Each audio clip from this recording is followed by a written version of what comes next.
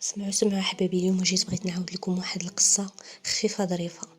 المهم هاد القصة وقعت لواحد السيد جارنا مسكين.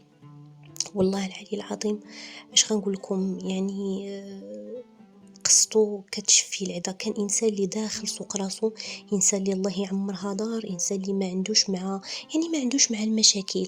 كان مسكين خدام عزاز في واحد الشركه، كان كيخدم بالليل، وكان عنده ولده عنده 19 سنه، يعني الدري باقي غير صغير.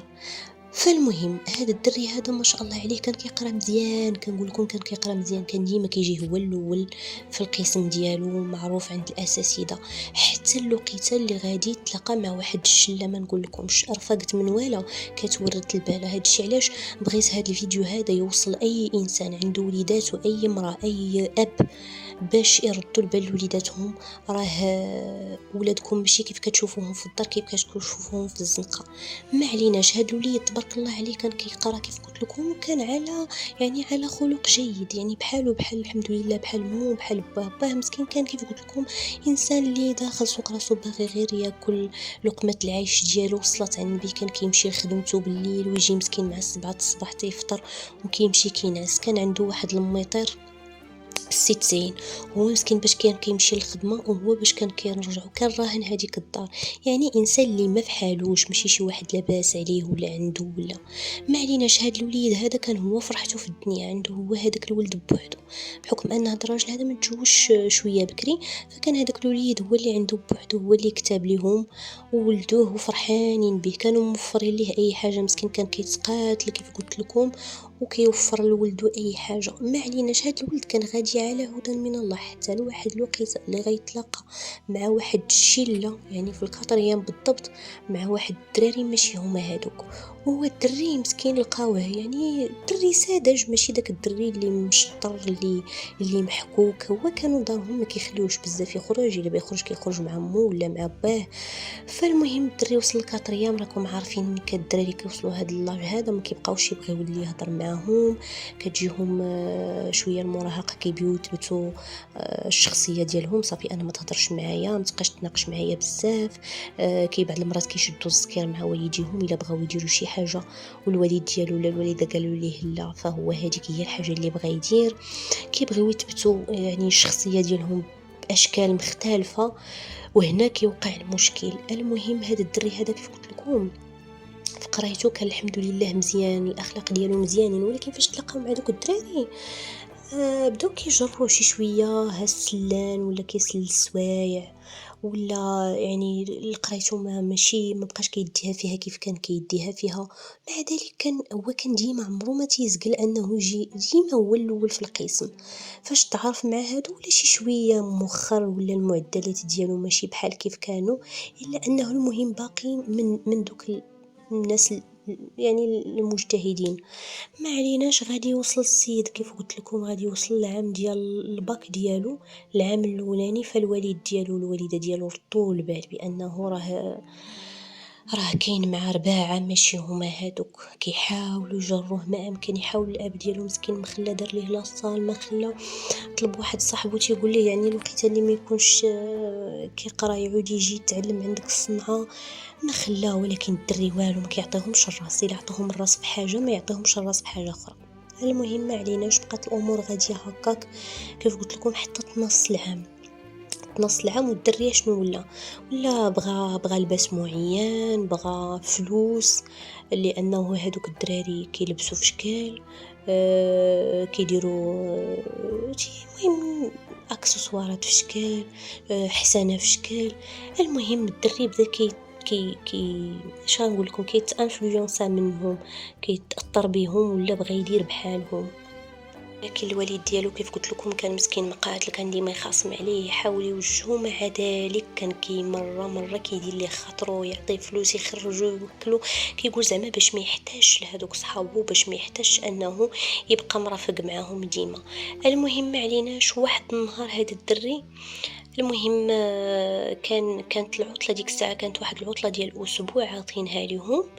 فهنا هذوك صحابو غادي يعيطوا ليه، غادي يقولوا ليه شوف عرفتي شنو غدا نخرجوا. يقول لهم انا شوف انا ما عنديش فلوس باش غادي نخرج. هما اغلبيتهم كانوا عندهم الدراري كانوا عندهم الماطر، مهم واحد جوج كانوا عندهم ماطر. المهم غادي يقول لي عرفتي شنو، انت الوليد ديالك عنده الموطور، يلاه زعما هزوه نخرجوا. قال لهم لا لا وتقول انا الوليد ديالي الا ما عرفنيش فين غادي، الا ما هو سخرني ما كيعطينيش الموطور، الا سخرني لشي بلاصه يعطيني الموطور نهزو نتسخر به ونردو ليه، ولكن باش نهز الموطور نمشي ندور به مستحيل، واش يعطيه ليا، كيخاف عليا وهذا وهذا. المهم قالوا ليه ولاد الحرام شوف تسنطش غادي دير، غادي تمشي تهز الموطور في الوقيته اللي يكون الوالد ديالك ناعس، هتهز ليه السوارت وغادي تخرج. ايوا قال لهم لا انا ما نقدرش نديرها. ما عليناش، هذاك النهار داز ما عيطوش ليه حتى العشيه، بقاو يزنوا عليه يزنوا عليه يزنوا عليه. المهم شوف اش بغيتي دير، شوف انت والله ما تخافك، والراجل صاحبي مالك خوات مالك هادي. المهم بقاو عليه بالهضره حتى الدري وافق، على اساس انه الصباح غادي يجي باه مسكين، باه كيف كيجي كيفطر وكيمشي مسكين ينعس، باش تاني العشيه كيخرج الى لقى شي بريكول مع شي حد كيف ما كان يضربوا معاه، واخا يصوري 20 درهم ولا 30 درهم. المهم مسكين كان تيتقاتل. ما عليناش، البرهوش هذاك الشيء اللي غادي يدير، غادي يمشي الصباح غادي يجيب باه مسكين، غادي يفطر مع ديك السبعه اللاروب، وغادي يدخل لبيت النعاس ديالو، غيحط السوارت في الكوافوز وغينعس، والوالده ديالو راها كاينه في الكوزينه. المهم البرهوش فاق مع 9:30 فطر، مشى يتسلت لبيت النعاس ديال باه، وهز السويرتات ديال الموطور ومشى كيجري. خرج، قالت لي الوالده ديالو فين غادي، قال لها هاني جاي، انا غادي غير نشوف واحد صاحبي هنايا ناخذ من عنده شي اوراق ديال الامتحانات ونمشي. فخرج. المهم السيد خرج ما شافتوش الوالده واش هز السوارت، وعلى اساس انه مشى عند صاحبه لانه كانت فتره اللي يقربوا فيها الامتحانات خاصهم يوجدوا ليهم. ما عليناش، الدري غادي يخرج، غادي يمشي يتلاقى مع صحابو، غادي يهز الموطور ديال الوالد ديالو. كانوا هاد صحابو هازين 2 الماطر، يعني عندهم 2 الماطر وكل دري راكب مع دري. المهم رد فين راكم عارفين، هما 4 وواحد الدري كان غيركب معاه هو، فعلا كان هو اللي سايق. المهم على اساس انهم غادي يمشيو للمدينه وغادي يمشيو لشي قهيوات ويديروا دوره كبيره في المدينه، وعلى اساس انه هو غيرجع قبل الوقيته اللي كيفيق فيها الوالد ديالو. الوالد ديالو كان كيفيق مع 2:30، قال هو 2:30 تلقاني انا رجعت. ما عليناش، فعلا الدراري غادي يمشيو للمدينه، غادي يتقداو شي لعيبات شي حويجات ديالهم هما، غادي يقولوا يلا نمشيو لواحد الكولفازور نلعبوا فيه، غادي يمشيو بربعتهم لذاك الكولفازور. هنا الدراري غيقولوا ما عرفتش ديروا، يلا نمشيو في حالتنا بركه، يعني الله يجعل البركه، يلا نمشيو في حالتنا قبل ما يفيق الوالد. المهم هو كان خايف من ان الوالد ديالو يفيق يلقاش الموطور ديالو. هذا علاش الدري كل ساعه كيقول لهم يلا نمشيو، وهما ما كيتوخروا، يلا نمشيو، هما غير كيلعبوا ما دينهاش فيه. ايوا واحد الوقيته هو شي غمس شي وما يقولوا يلا، وصلت ديك الساعه 12:30. المهم ما فهمش هو شاف بانه واحد غمز واحد وشير ليه في المكانه، يعني هذا هو الوقت، ولكن ما فهم والو. وهما يقولوا ليه هما يلا تمشي معنا لواحد البلاصه. قال لهم فيناش من البلاصه، انا صافي بغيت نمشي في حالتي. قالوا لي صاحبي راه هي ديك الطريق، حنا بغينا نطلقوا واحد البلاصه ونطلعوا. قال واخا ماشي مشكل. لقيت اللي جا هو بغى يسوق، لانه هو اللي كان كيسوق الموطور تاع باه. قال لي هذاك صاحبه حيد صاحبي، انت جيتي سايقه نسوق بك انا، يركب اللور. ما عليناش، هو قال لي لا قال لي لا والله ما دير، والله ما تسوق نتايا، انا اللي غنسوق. فعلا السيد وهو اللي سايق. حتى لواحد الوقيته غاديين في واحد الطريق، دخلوا مع واحد الزنقه، بقاو هادوك الدراري كيدخلوا مع شي زناقي خاويين. وديك البلاصه كانت زون اندستريال، يعني منطقه اللي ديال صناعيه، بحال قلتي الحي الصناعي وداك الشيء. كانوا هذيك الوقيته كيخرجوا البنات من اللوزينات، واللي خدامه في شي بلاصه كيخرجوا باش يتغداو، وكانوا شويه تما كاينين شي زناقي اللي شويه ضيقين. المهم الدراري شي غادي شي تابع شي حتى لواحد الوقت اللي هذاك اللي سايق به الموطور غادي اش غنقول لكم، غادي يجر لواحد البنت صاكها و اون ميم طون غيدفعها. راه هاد القضيه داك الساعه راه قالت بام، لانه البلاصه كلها المنطقه اللي طرات فيها هاد القضيه راه كلشي كان في راسو. المهم البنت مسكينه طاحت على التروطوار. الدري ما فهم والو، الدري اللي راكب ما فهم حتى شي حاجه، بقى كيشوف الاخرين كسيراو بقاو غاديين. لوقيته اللي هو الدري كيدور كيشوف شنو واقع، كتبان له البنت في التروطوار وكيبان له الدمايات، يعني البنت تضربات ضربه خايبه في راسها. بقى كيغوت، الاخر كيقول ليه اسكت اسكت اسكت اسكت. هو فعلا سكت، لانه واحد الوقيته استوعب بانه ما حدو كيغوت راه يقدر يتبعهم شي حد. المهم ما تبعهم حتى شي واحد، هما اصلا كانوا مكسيرين، والدراري اللي كانوا القدام كانوا كيجانجليو في عباد الله وكانوا كيدخلوا من الدروبه. يعني راكم عارفين لما طرا من سابع المستحيلات تجدموا الموتور في دروبه. ما عليناش، المهم مشاو حتى لواحد الوقيته اللي غادي يوصلوا لواحد البلاصه اش غنقول لكم خاويه ما فيها حتى شي واحد، وغيقول ليه داك الدري وقف وقف وقف. غيقولوا ليه الاخرين حنا ما واقفينش، فعلا غادي يمشيو. هذاك الدري غادي يوقف، غيقول له شنو قال، شنو درتي؟ يقول له كيفاش شنو درت، اش واقع؟ غيقول له شنو درتي، دزيتي السيده صاكها وهذا. يقول لها صاحبي مالك انت كتبقى كدير لنا شنو، ضربت ليها بالصداع، ما ضربت ليها صاكها، فينا هو المشكل. كيقول له واش كيفاش البنت طاحت على التروطوار، ما شتيهاش دمايات وزيدون، شبينا وبين حنا هادشي، شبينا وبين السيكان؟ قال لي كيفاش شبينا وبين السيكان صاحبي، ما فيها حتى شي، بس مره بنادم يضرب العاقه مره. قال لي على عقلتي فاش كتمشي معنا للمحلبات وكنخلصوا عليك، كتمشي معنا للقهوه وكنخلصوا عليك، فاش كتمشي معنا لشي بلاصه وكنخلصوا عليك فلوس المركوب. على حنا خويا ملي كنجيبوهم راه كنجيبوهم من بحال هادشي. دابا مالك بغيتي دير لنا فيها عميق وبغيتي دير لنا فيها المشاكل، وقع المشكل الله يعاونها. دابا مشيت للسبيطار ودابا طبرا، وحنا الصاك ها هو غادي نقسموا معاك هادشي كاع اللي فيه ما تمرضناش. المهم هذه هي الطريقه باش هضر معاه. والاخر اول مره كيشوف الوجه الاخر ديال صحابه، هو فعلا كان كيشوفهم كيشريو وكيلبسوا حويجات وكيضربوا الحطه وهادي، ولكن عمره ما كان مفكر انه هادوك الفلوس كانوا كيجيبوهم من الكريسات ديال البنات. هما ما كانوش كيغريسيو دائما، ولكن مره كانوا كيغريسيو وكيضيبانيو باش كيبريكوليو روسهم والصلاه على النبي. ايوا ما عليناش. الدري غادي يقول لي عرفتي اش دير، عطوني غير اتساع، ما بغيت نعرفك لا انت لا صحابك، ما بغيت حتى شي حاجه منك. المهم غادي يهز الموتور وغادي يقول لي الاخر واجي وصلني، غادي يقول لي والله لا مشيتي معايا. غادي يخليه تما وغادي يكسيري الموتور ديالو وغيمشي للدار. المهم غادي يمشي وهو ميت بالخلعه، كله كيترعد. غتكون ديك الساعه وصلت تقريبا 2. غيمشي يحط الموتور في البلاصه فين كيحطو، وغيدخل غيحط السوارت الوالده ديالو، ما سيقاش ليه الخبار، حتى شي واحد ما ساق ليه الخبار. وغيمشي يجلس يبقى يتفرج في التلفازه وهو ميت بالخلعه، ما عارفش شنو غادي يدير ولا شنو غيسبق ولا غيوخر. ولكن المنظر ديال ديك البنت غيبقى ليه في دماغه.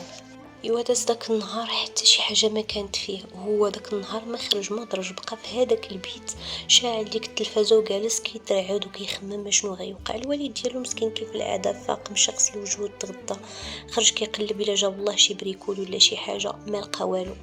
ايوا ورجع بحالته للدار، تكا وبقى كيتسنى حتى توصل وقت خدمته. فعلا داكشي اللي كان. وصلت ل11 الليل وخرج مسكين با هاز خبيز وهاز قريعات الماء ولابس حوايجو ومشى لخدمته. كيقول يا مسهل ما عليناش. الغد ليه مع الصباح جا الاب ديالو كيف العاده، حط السوارت دخل فطر نعس حتى وصلت 10 الصباح. كيسمعوا الرديخ الدفا دق دق دق دق، كان هو ناعس الدري، والاب ديالو حتى هو ناعس. الام اللي كانت في الكوزينه ما عليناش. غادي يسمعوا الدقان، غتنوض الام كتجري كتحل الباب، كيلقاو البوليس. هنا البوليس غادي يهزوا الدري وغيهزوا الاب. كانوا داك الساعه صافي توصلوا لشكون اللي سرق، لانه شدتهم الكاميرا وهما بثلاثه، الدراري بثلاثه الماطر شدتهم الكاميرا. اما عليناش، كانوا خداو شويه الوقت البوليس باش انهم يتعرفوا على الهويه ديالهم، ولكن المهم عرفوهم وجابوهم كاملين. تخيلوا مشاو ليهم كاملين لديورهم جابوهم. ولكن للاسف الموتور كان بالاسم الاب اللي تصدرت به السرقه، كان بالاسم الاب اللي مسكين ما على بالو حتى شي حاجه. الاب خرج كيجري كيقول اش واقع، حتى كيقولوا ليه البوليس انت هو فلان. تيقول لهم انا هو فلان، الموتور ديالك هو هذا، هو هذا. المهم صافي كيقولوا له يلاه معنا، جروه هو ولدو وداوه. هنا مسكين الاب ما غادي يكون عارف حتى شي حاجه، كيدخل ويخرج في الهضره، كيقول لهم اش شاف اش واقع، انا ما داير حتى شي حاجه. كيقول لها اش واقع؟ ما داير حتى شي حاجه. انت تتصيفط الدراري كيسرقوا كيكريسوا عباد الله ويقتلوا عباد الله، وكتقول ما داير حتى شي حاجه. ديك الربعات البراش اللي انت دايره فيها باترون عليهم، هو تخيلوا هو ما مسكين ما فراسو حتى شي حاجه. ايوا ما عليناش، البوليس تسخسخوه واحد التسخيخات المعقول، وقالوا ليه بانه متهم بتكوين عصابه اجراميه، والبنت كانت داك الساعه في بيت الخطر باقه مسكينه في الانعاش، يعني كانت كلات دقه خايبه. ما عليناش، الدراري كل واحد فين داروه شي ما تيشوف شي، ولكن كلهم ما نقول لكمش تهلاو فيهم البوليس. وكانوا هادوك الدراري ديجا يعني عليهم منين داوهم البوليس لقاو بان عليهم بزاف السرقات اللي كانوا تقيدوا ضد مجهول، وهما منين جاو لقاو المواصفات ديالهم هما هادوك. يعني كانوا شي 5 ولا 6 السرقات اللي متفرقين في بلايص متفرقين. ما عليناش، الدراري راه غير مشاو كلوا شي بركه وبداو تيعترفوا، واحد كيعترف على الاخر. الحمد لله انه مسكين هذاك الاب واخا تسخسخ واحد يومين تكرفيصه تاع الكلاب حاشاكم، الا انه هادوك الدراري في الاخر المطاف اعترفوا بان داك الراجل ما عنده حتى شي علاقه، وبان حتى الولد ما عنده حتى شي علاقه، بانه هما هو ما كانش عارف، هما اللي خداو الموطور، وهما اللي يعني هما اللي كانوا مخممين اشنو بغاو يديروا. هذاك الدري كانوا يعني بغاو يستدرجوه باش يولي معاهم ويولي يسرق معاهم، كيف كنقولوا يعني داروا ليه داك القالب داك النهار داك النشبه باش يولي زعما ما يمشي يسرق معاهم. الا انه داك النهار كتب ان هذيك البنت تضرب ديك الضربه خايبه ويوقف داك الفيلم تمايا. ما عليناش، مسكين الاب غادي يخرج والدري غادي يبقى على التحقيق، غادي يعني ما غاديش يبغيو يطلقوا حتى البنت تفيق وحتى بزاف د الحوايج. ما عليناش، غادي يبقى الدري في مده في السجن. الاب ديالو مسكين راه خرج في واحد الحاله وحق الله العلي العظيم الا ما تبغيهاش العدوك، يعني واحد الحاله مسكين مخلوع على ولده، مخلوع على راسو ديك الساعه، مسخسخ كلشي، كيسولو اش وقع اش طرا. وهو مسكين راجل اللي كان داخل سوق راسو باغي مسكين يعيش غير جنب الحيط، ولكن ولده خرجها منه وكان سبب ديال التكرفيس ديالو. ما عليناش، مسكين منين خرج ولا كيقول غير ولدي ولدي ولدي ولدي. المهم الدري ما خرجش، لانه كيف قلت لكم كان باقي خاصهم البوليس، كان باقي خاصهم يعني مسائل اخرى باش انه يخليوه يخرج، وباش انه يتاكدوا من صحه الاقوال ديال الدراري الاخرين، يعني واش ماشي هو اللي دفع البنت، واش لانه في الكاميرا ما كانتش باينه، يعني ما كانش باين 100% يعني الشكل باش تمت به السرقه 100%، الا انه فاش دازوا من حدا الكاميرات وجههم مشدودين مزيان. ما عليناش، الدري غادي يبقى واحد المده ديال شهرين في التسخسيخ والجلسات وغادي يبقى تما حتى الوقت اللي داز عليهم الامتحانات ديالهم، يعني كاع الامتحانات اللي ضروريين دازوا، وفي اخر المطاف غادي يحكموا عليه بالافراج وغادي يخرجوه. هنا اش غنقول لكم، الاب مسكين عاد شي شويه رجعت فيه الروح، لانه كان كيقول صافي ولدو مشى. الدراري الاخرين تحكم عليهم لانه ما شاء الله كانوا يعني بعقلهم، وكاين فيهم اللي فايت 18 عام، واحد فيهم اللي مشى للاصلاحيه، الاغلبيتهم راه مشاو تداعوا في السجن. هادشي كنعاودوه لانه فعلا الرفايق خايبين، خاص الانسان يستر الرفايق ديالو. خاص الاباء يعرفوا ولادهم مع من كيمشيو ومع من كيجيو. الله يحد الباس. كنتمنى ان شاء الله وليداتنا ما يوصلهم حتى شي شر يا ربي. كنتمنى الله يهدي كل واحد، كنتمنىهم ما يديروش الثقه في الصحابات. ولادكم وعيوهم، هضروا معاهم، وكنتمنى من الله يحد الباس على كل واحد.